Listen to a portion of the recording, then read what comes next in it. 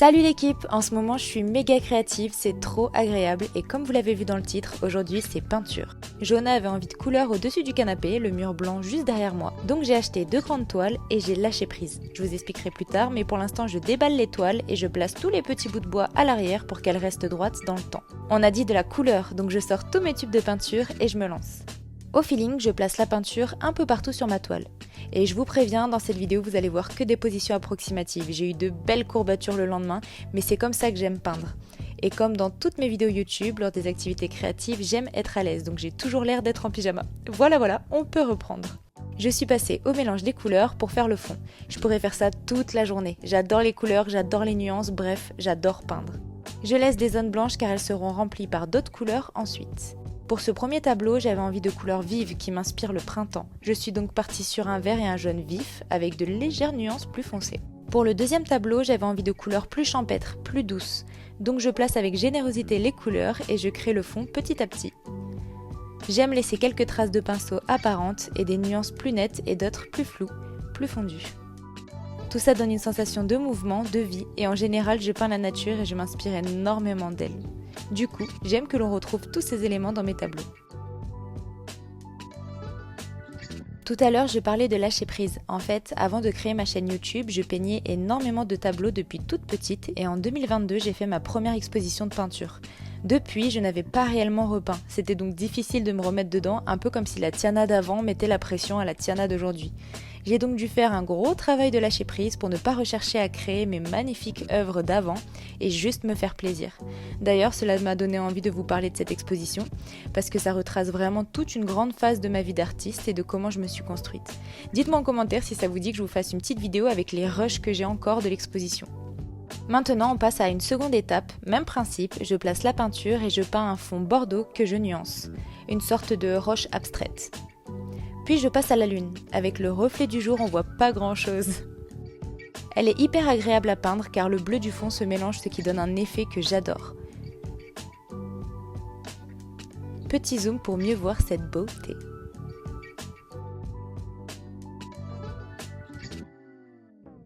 Je laisse sécher, timing parfait pour un moment câlin avec Ruru.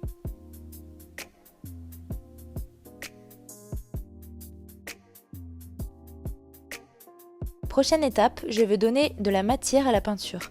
Je vais peindre des nuages qui sont en général très fluides et légers, mais là au contraire j'ai envie de leur donner de la texture et de la présence. Donc pour cela, je mélange à ma peinture acrylique blanche du sable.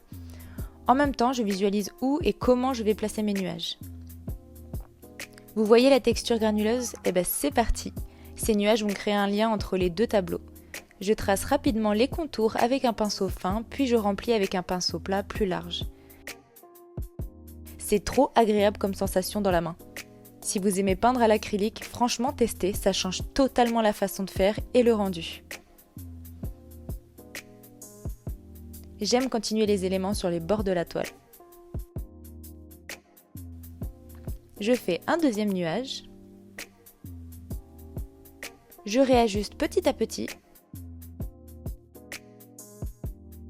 Et je passe au remplissage.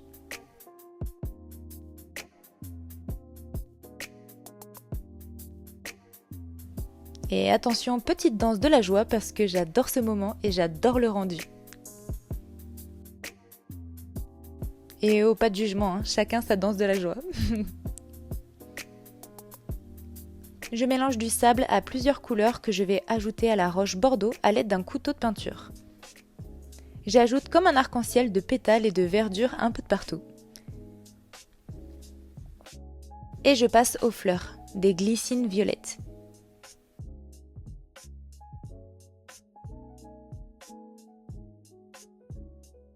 Je fais un fond violet foncé. Et en attendant que ça sèche, je rapproche les deux tableaux pour continuer mes nuages.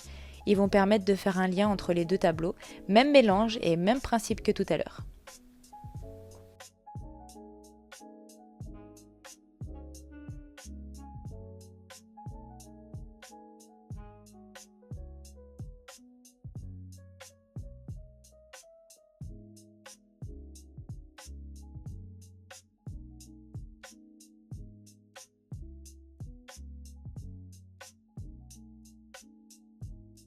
C'est pas encore sec, donc je profite de ce moment pour bouger dans tous les sens et m'étirer. Ça me fait trop du bien et c'est vraiment nécessaire après des postures pareilles de façon prolongée. Évidemment, des petits bisous à Ruby et on repart sur les glycines. Je vous le dis tout de suite, ne vous y attachez pas. Tout va virer sur un coup de tête car spoiler alerte, ça va pas du tout me plaire.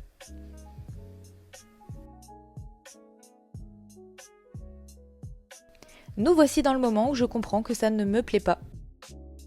Ce genre de phases sont vraiment fréquentes dans le processus de création et je trouve ça marrant de le voir en vidéo. Bref, en attendant de savoir quoi faire de ça, j'ai une idée qui me vient en regardant les couleurs des glycines. Je vais en faire de la lavande. Alors c'est parti, je me lance dans les brins de lavande. Ce n'était pas prévu et pourtant ça me correspond totalement. J'adore son odeur, j'adore avoir un petit sachet de lavande dans le lit, j'adore son huile essentielle, je suis de Provence, bref, je m'emballe mais c'est logique qu'il y ait de la lavande. Je suis à fond et le mouvement renaît. J'ajoute des pétales au vent et j'ai la solution pour la suite. Et la solution c'est tout détruire pour mieux reconstruire.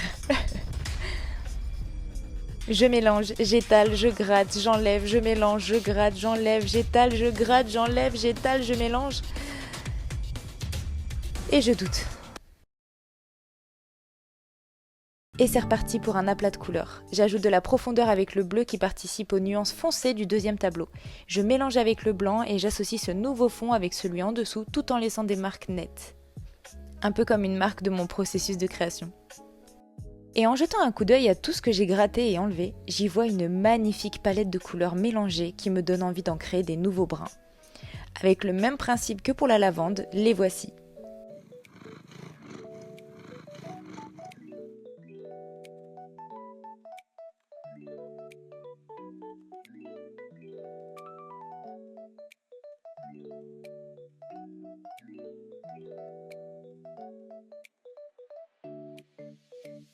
Et là, je suis trop fan. Nouvelle journée, nouvelle étape. La nuit a porté conseil et comme pour la lavande, il est évident que j'ai envie d'y rajouter un rouge-gorge en vol. Je les observe depuis petite et je les adore. J'ai fait un tracé au crayon gris et je remplis à la peinture blanche pour que les couleurs ensuite ressortent amplement. Il reste des traces de ce que j'ai gratté la veille sous le fond bleu. C'est volontaire, comme tout à l'heure, j'aime beaucoup laisser des éléments du processus créatif et de la matière.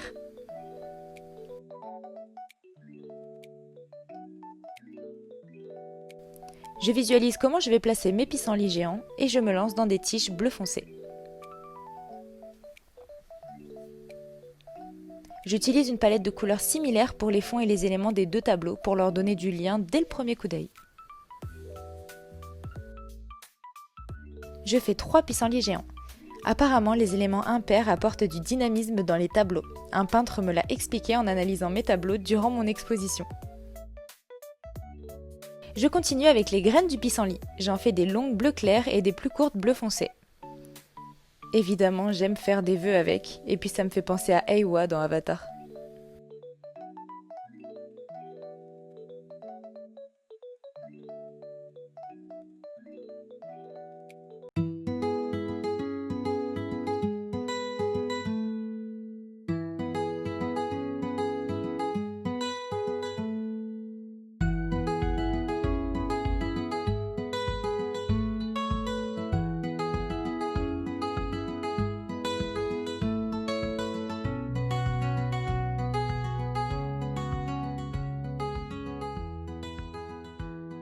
Je vous mets le résultat final.